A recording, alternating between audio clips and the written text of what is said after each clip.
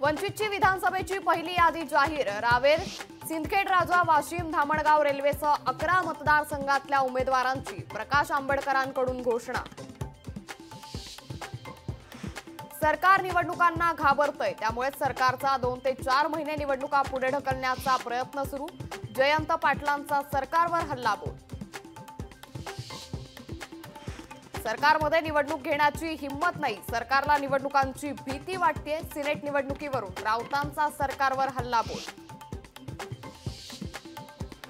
राज्यात तिसरी आघाडी 288 उमेदवार देणार, राज्याला तिसऱ्या आघाडीचा मजबूत पर्याय देऊ। बच्चू कडूंचं तिसऱ्या आघाडीबाबत वक्तव्य।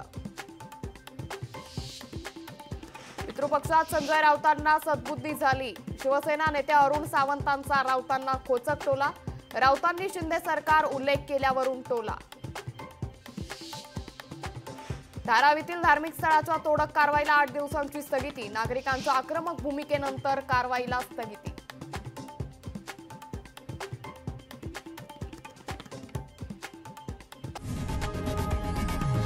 लोकशाही मराठी ऐका, पहा, जागरूक रहा।